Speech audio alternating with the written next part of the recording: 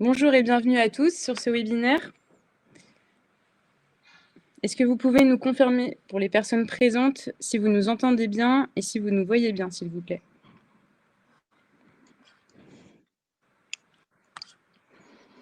Super, parfait. Merci pour vos retours. Pour ceux qui étaient présents tout à l'heure, désolé pour les petits problèmes de connexion qu'on a rencontrés. Ça va beaucoup mieux, donc ça devrait aller.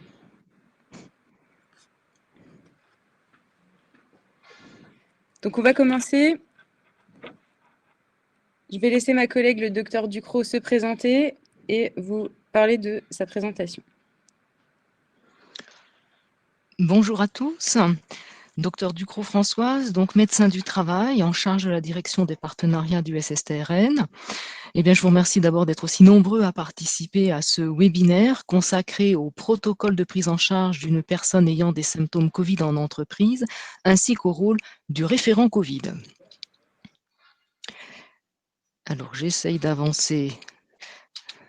Ah, un petit problème déjà technique, mon PowerPoint n'avance pas. Alors là, j'ai un petit problème technique, excusez-moi. Excusez-moi, ça n'avance pas bien. Alors, mon ordinateur est bloqué, je ne peux pas faire défiler mon PowerPoint. J'ai un petit souci technique. Alors, là. Et voilà, c'est nettement mieux comme ça. Excusez-moi, on est en train de se mettre en route. Donc rapidement, je vous rappelle le contexte qui nous amène à être tous des acteurs de prévention et à considérer ou reconsidérer pour certains la prévention comme un levier d'action prioritaire et efficace pour lutter contre la propagation du coronavirus et pérenniser l'activité de l'entreprise. Nous sommes ainsi en pleine crise sanitaire qui est inédite et longue puisqu'on est rendu au 7e mois maintenant. Celle-ci a permis quand même une prise de conscience collective, notamment du risque biologique, de l'importance de se protéger, car il n'y a pas encore de vaccin, une prise de conscience aussi du lien social du travail, des conditions de travail, de la santé et la sécurité de soi, mais aussi de celle des autres, et plus globalement, de la santé au travail, qui est un enjeu sociétal au cœur de l'actualité. Alors, après avoir traversé les étapes notamment du confinement et de la reprise d'activité, nous abordons maintenant la période automnale, en sachant, vous avez entendu hier le ministre, que le virus circule activement sur notre territoire et que la situation se dégrade. C'est pourquoi nous sommes en zone dite en catégorie alerte, ce qui nous impose de maintenir une vigilance sur le respect des règles en vigueur que vous connaissez maintenant par cœur, puisqu'il s'agit des gestes barrières, de maintenir la distanciation physique à moins d'1 mètre, de porter le masque, notamment dans les lieux clos ou partagés. Il s'agit également de l'aération des pièces fermées, du nettoyage des surfaces contaminées par un produit actif sur le virus. Alors, malgré ces mesures de protection mises en place et respectées en entreprise, il vous arrivera de gérer une personne symptomatique en entreprise. Et pour cela, donc, je vous propose de détailler le protocole mis à jour cette semaine, à la suite donc de l'actualisation du protocole national. Reconnaître les symptômes, en fait, est important pour débuter une bonne prise en charge et surtout repérer les signes de gravité, que sont par exemple une difficulté à respirer ou encore un essoufflement. Les autres symptômes, vous les connaissez un petit peu. Vous pouvez avoir de la fièvre qui arrive brutalement. Vous pouvez également avoir de la toux, une fatigue qui peut être extrêmement intense et brutale, c'est-à-dire les gens vont vous dire je me sens vraiment pas bien, j'ai besoin de m'asseoir, je ne peux pas continuer ma journée de travail. Il peut y avoir également des maux de tête, une perte de goût et de l'odorat qui sont très anxiogènes, des maux de gorge, des courbatures, éventuellement de la diarrhée. Dans ces cas-là, il va falloir protéger les individus. Je commence par la personne symptomatique qu'il va falloir isoler dans un local, dans un espace dédié, d'abord pour éviter la contamination du reste du collectif, pour qu'elle soit également au calme, pour que le dialogue entre cette personne et la personne qui va assurer sa prise en charge se fasse dans des conditions optimales. Lui éviter également le regard des autres, c'est important quand les gens ne se sentent pas bien. Et puis, bien sûr, cette personne devra respecter les gestes barrières et le port du masque.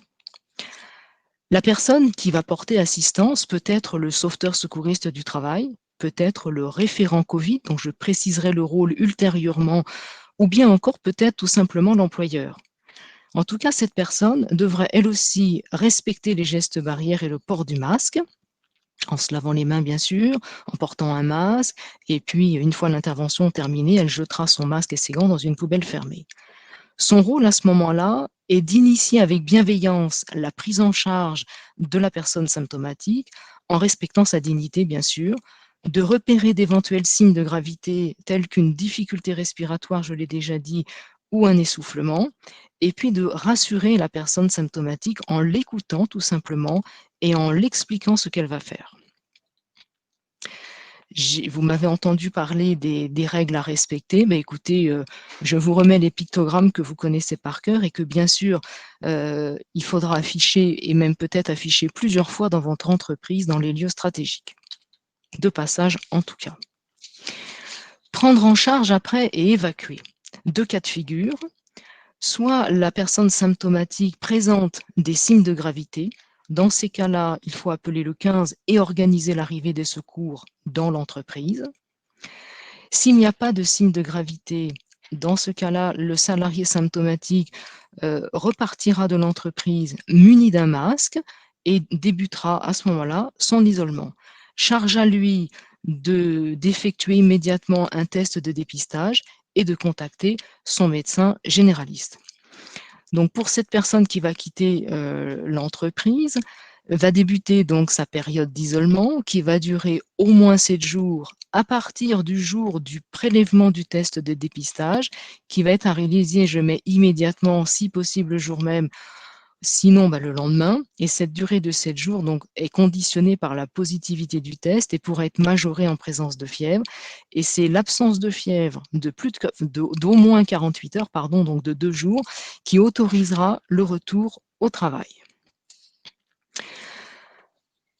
Voilà. Prévenir, alors après, nettoyer le poste de travail est l'étape suivante, c'est-à-dire qu'une fois la personne évacuée qui a quitté l'entreprise, vous devrez donc aérer les locaux, puis nettoyer quelques heures plus tard toutes les surfaces contaminées, y compris le sol.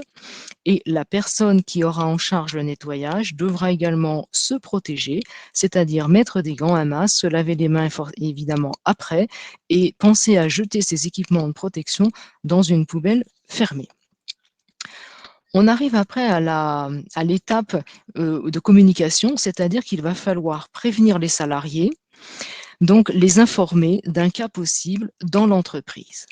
Et puis surtout, il va falloir établir la liste des cas contacts, c'est-à-dire cette liste, il faudra l'établir bien sûr et puis conserver cette liste de personnes contacts qui pourra être utile évidemment en cas d'enquête menée par les acteurs du contact tracing. Alors les cas contacts, eh bien c'est rechercher en fait ces personnes qui auront eu un contact rapproché sans protection efficace dans les 48 heures précédentes avec cette personne symptomatique qui vient donc de quitter l'entreprise. Comment ça se passe après? Dans le cas où la personne est confirmée, c'est-à-dire que son test est positif, les acteurs du contact tracing, c'est-à-dire l'assurance maladie ou l'ARS, contacteront les cas contacts identifiés et leur confirmeront la procédure à suivre, globalement un isolement de 7 jours, à partir cette fois du dernier contact avec le cas confirmé, et il faudra qu'il fasse un test de dépistage au 7e jour. Voilà, les autres cas possibles qui ne sont pas encore confirmés par les acteurs de contact, eux, effectueront une autosurveillance, c'est-à-dire une surveillance de l'apparition éventuelle de symptômes pendant 7 jours. Je termine cette partie en vous indiquant une petite information pratique.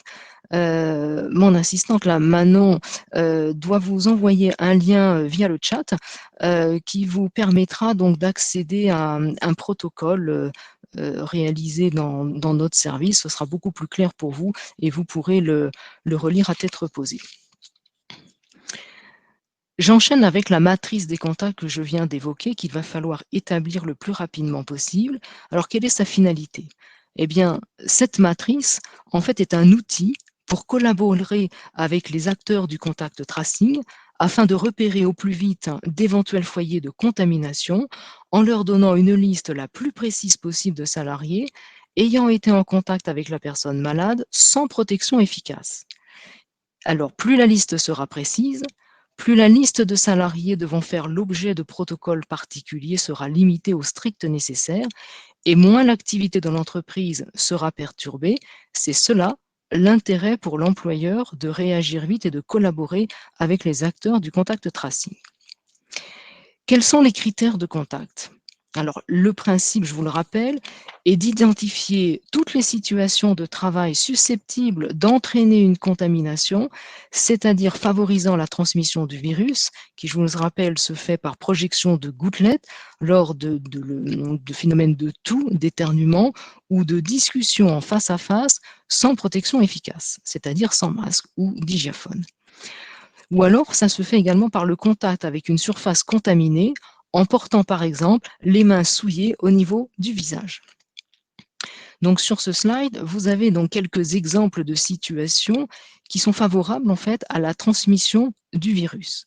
Le fait de partager du matériel, le fait de faire du covoiturage ou de partager des véhicules, il faut penser à tout désinfecter, le fait d'être dans des espaces clos partagés, le fait de faire des pauses communes avec beaucoup de monde dans une salle, ben non, il va falloir limiter le nombre de personnes dans les salles, faire des réunions en présentiel sans masque, ben ça ne se fait pas, on met tous des masques et on essaye de tenir nos distances, etc. Voilà, donc ça c'est quelque chose d'important. Ensuite, en gros, qu'est-ce qu'il faut avoir, qu'est-ce qu'il faut garder en tête? Eh bien, on peut faire partie de la même unité de travail sans avoir de contact suffisamment important pour qu'il y ait une transmission. Voilà, ça dépendra de la distance que vous aurez, que vous avez maintenue. Les unités dites partagées, ce qu'on appelle les zones d'accueil, les vestiaires, les salles de pause, sont des zones correspondant à des situations de travail créant des conditions favorables à la transmission du virus, d'où la nécessité d'agir sur celle-ci pour empêcher la transmission du virus. Par exemple, c'est dans ces lieux-là que vous pouvez afficher les gestes barrières, toutes les règles que je vous ai montrées précédemment.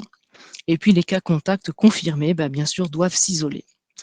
Alors, je termine cette partie sur la matrice des contacts en vous informant donc que Manon doit, à l'instant où je parle, vous envoyer un lien pour avoir accès à un exemple de matrice parce qu'elle n'a pas été formalisée au niveau national, avoir un exemple de matrice pour comprendre le principe sous forme de tableau à double entrée et ça vous permettra de savoir qui a été en contact avec qui. Il restera après à poser des questions pour savoir si les gestes barrières ont été respectés, si le port du masque a été respecté ou non. J'aborde maintenant la partie dédiée au référent Covid, car son rôle est important dans toute la durée de cette crise qui va continuer encore quelques mois.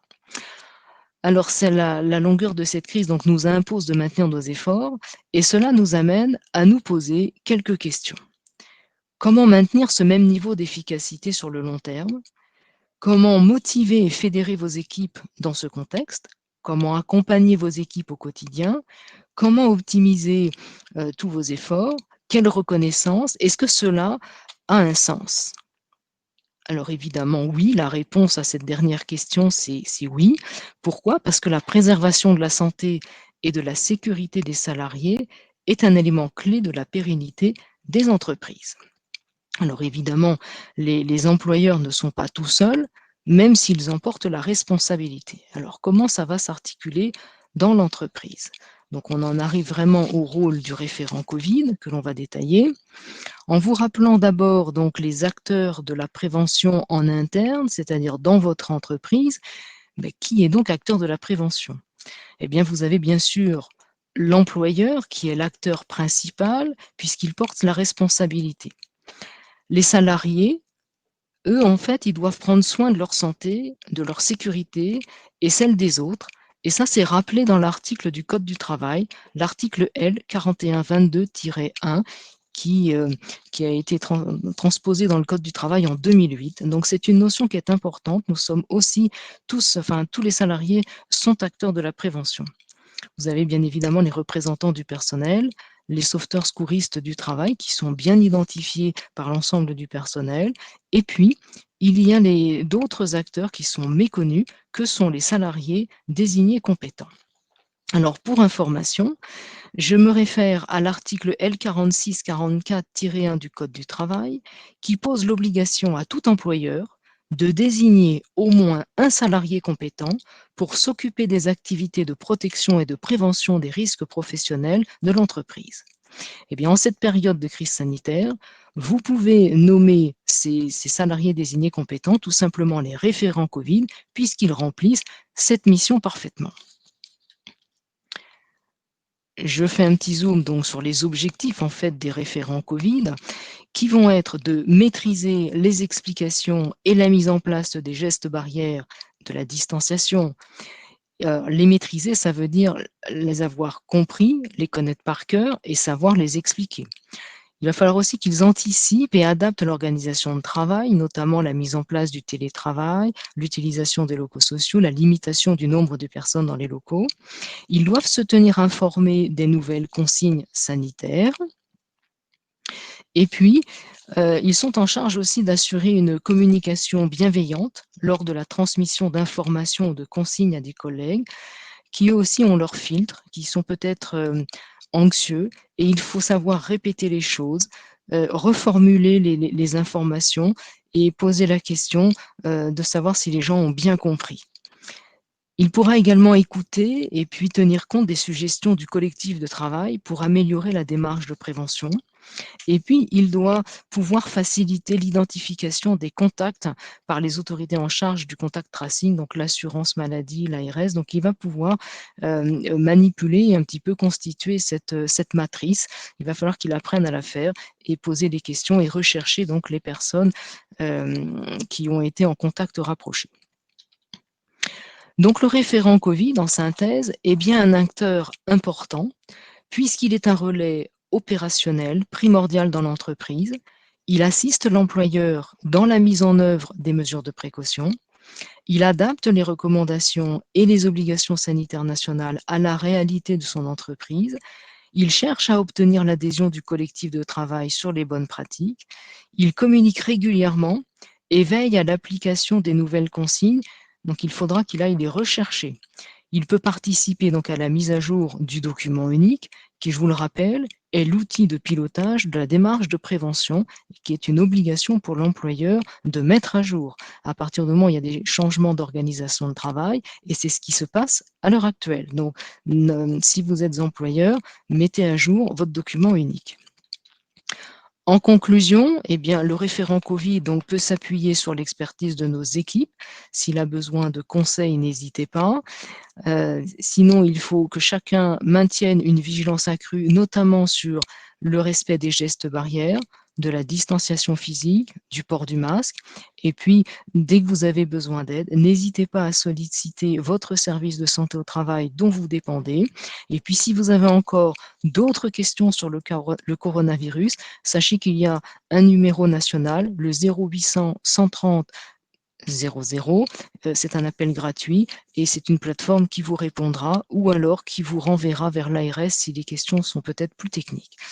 Voilà, j'en ai terminé pour la première partie de ce webinaire qui était la partie présentation.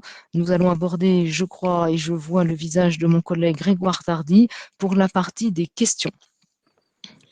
Oui, bonjour à tous. Donc, je remplace Manon à nouveau. Donc, Françoise, je reviens vers toi pour essayer de synthétiser. Il y a beaucoup de questions. On a eu beaucoup de mal à répondre en direct. On a réussi pour certaines. Dans le chat, c'est encore plus compliqué. Certains se demandent comment informer. Alors, je vais essayer de regrouper la question. Comment informer les salariés qu'il y a eu un cas Covid? Et je crois qu'il faudrait que tu réinsistes sur la gestion des cas contacts. Beaucoup se demandent s'il faut les isoler immédiatement ou pas. Donc, est-ce que tu peux rappeler justement les précisions de la gestion du cas contact et l'information aux salariés s'il y a un cas dans l'entreprise? Alors, on va recommencer, c'est la partie de les critères. Je remonte un petit peu si vous voulez suivre en même temps. Les salariés, allez, je reviens par là. Peut-être que je suis allée, alors du coup, un petit peu vite, je ne sais pas, mais on va reprendre. S'il y a un cas contact, on est d'accord, le cas contact, donc il est, enfin, le cas symptomatique, en fait, doit quitter l'entreprise. Ça, c'est une chose qui est, je pense, qui est claire pour tout le monde, il doit quitter l'entreprise. S'il y a des signes de gravité, il faut appeler le SAMU parce que vous ne saurez pas prendre en charge et ça risque de décompenser. Donc, on ne prend pas de risque. Il faut qu'il y ait un médecin qui vienne, en tout cas, du personnel spécialisé, des soignants. Sinon, il rentrera chez lui. Alors après, la question, c'est par rapport aux autres. Informer, on est d'accord, le collectif qu'il y a un cas susceptible d'être positif, on est d'accord, un cas susceptible d'être Covid.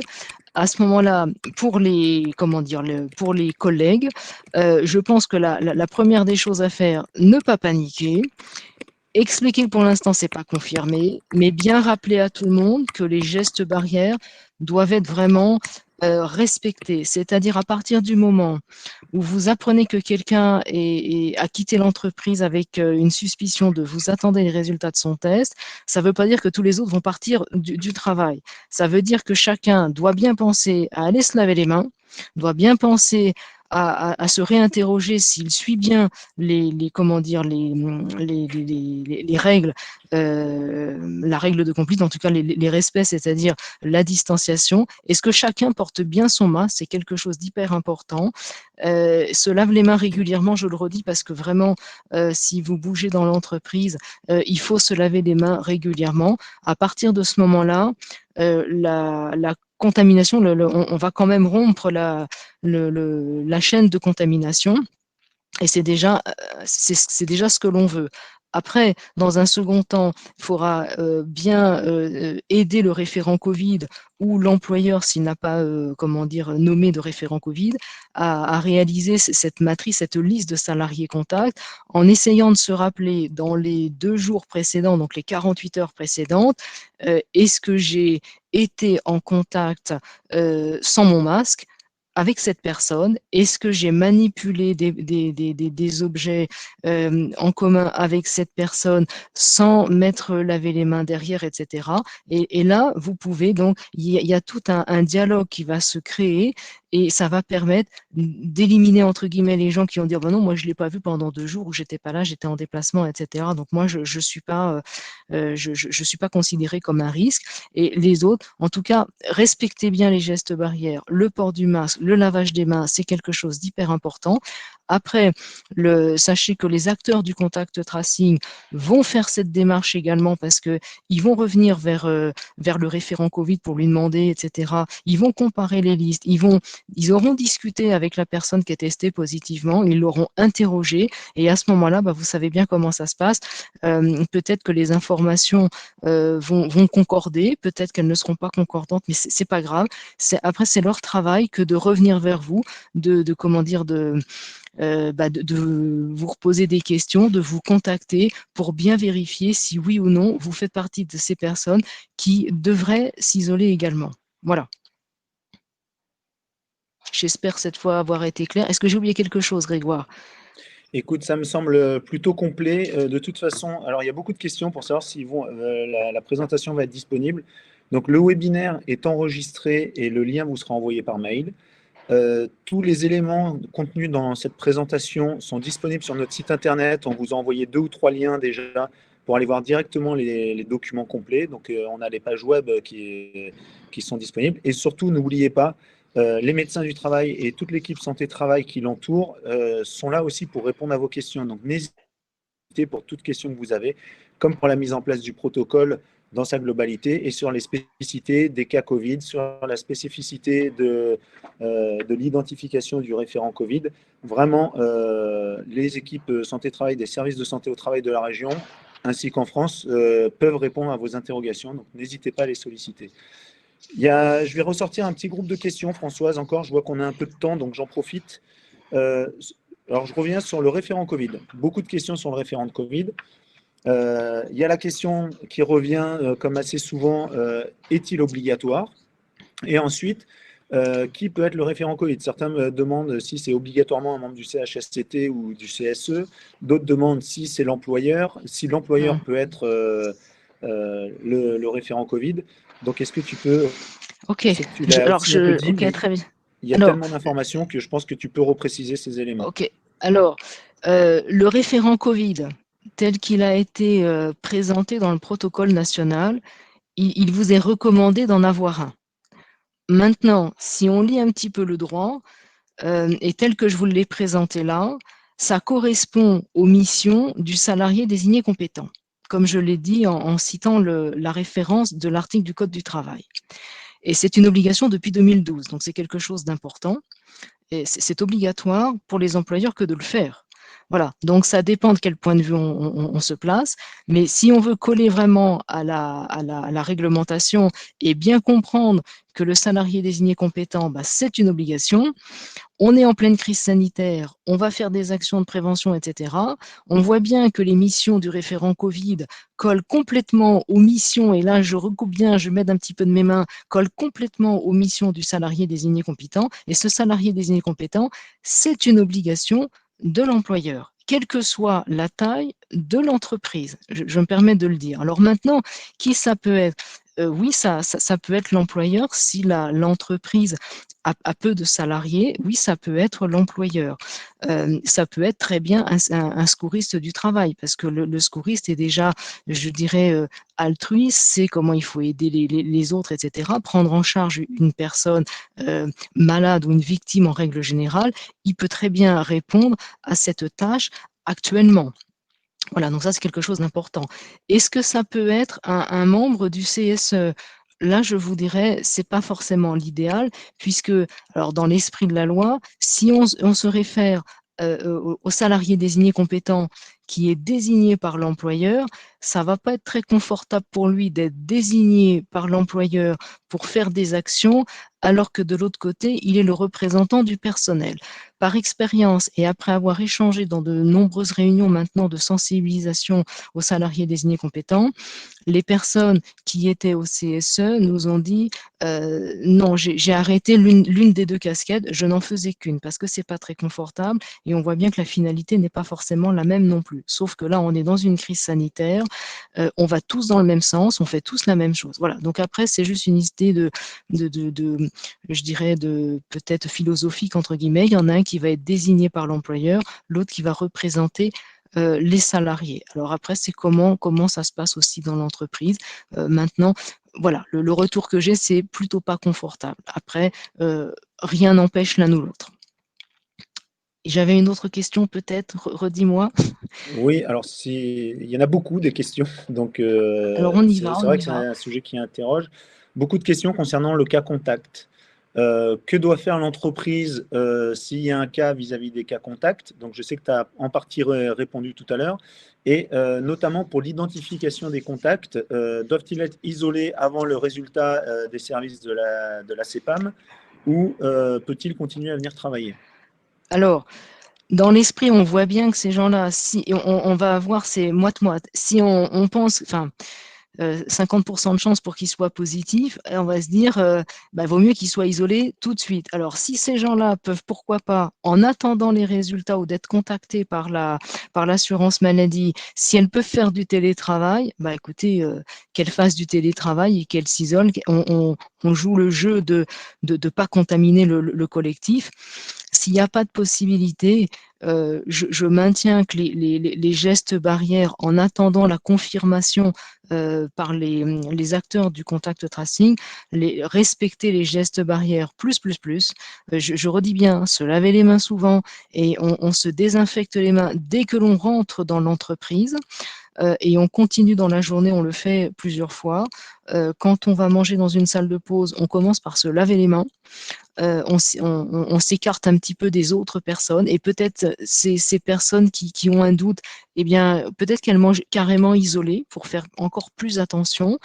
Et puis, voilà, au moment des vestiaires, etc., faire très attention, être plutôt seul dans le vestiaire, vraiment en prenant des précautions on ne risque pas particulièrement de se contaminer.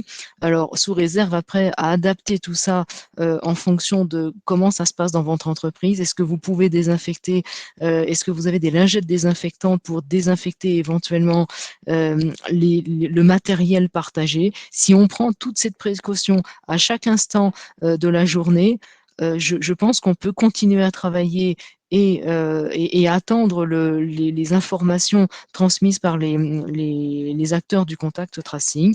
Voilà ce que je peux vous dire, mais les entreprises ont des configurations tellement différentes. Après, ça va être du bon sens et de qu'est-ce que l'on peut faire. Super, je pense que ça reprend bien la globalité du sujet. On a encore un peu de temps. Il y a la question, le référent Covid. Il y a notamment une question pour les entreprises qui sont soit multisites, soit qui ont plusieurs chantiers. Doivent-ils avoir un référent Covid par site ou par chantier? Bah, c'est mieux. C'est mieux d'avoir l'esprit, l'idée, c'est d'avoir une personne pour un collectif de travail et une personne relais qui puisse, et opérationnelle, hein, c'est-à-dire qui puisse vraiment transmettre des informations, répondre aussi aux questions et, et écouter aussi le retour du collectif sur la journée de travail, les astuces à mettre en place ou ce qui ne s'est pas bien placé ou les précautions supplémentaires à prendre. Voilà, donc c'est vraiment quelqu'un d'opérationnel sur le terrain. Si vous en avez un pour plusieurs sites, il répond pas forcément à la philosophie, je dirais, du référent Covid. Voilà, donc, et vous avez le droit, alors c'est écrit, si je me réfère à l'article du salarié désigné compétent, le salarié peut désigner, c'est un ou plusieurs, donc il y a aucun risque là-dessus, vous pouvez en nommer plusieurs à partir du moment où ils ont bien compris à quoi ils servaient. Voilà, et surtout, c'est faire attention, alors pour eux, c'est être au courant des informations à transmettre au collectif. Vous avez constaté que les informations étaient, enfin, nous arrivaient particulièrement vite, étaient changeantes. Donc, il faut vraiment aller sur les sites officiels ou sur les sites de vos services de santé au travail qui font en sorte d'actualiser leur site internet et de vous délivrer les informations le plus à jour possible, voire quotidiennement, c'est mis à jour. Voilà, donc c'est vraiment être à l'affût des nouvelles, des changements, parce que je pense qu'on va aller vers d'autres changements dans les semaines à venir. Voilà, c'est comme ça, la situation se dégrade, donc il faut vraiment avoir la bonne information et la mettre en application le plus rapidement possible. Et il faut s'habituer à ça, il va falloir qu'on s'adapte à ça, mais de notre côté, c'est aussi notre rôle que de vous donner des conseils.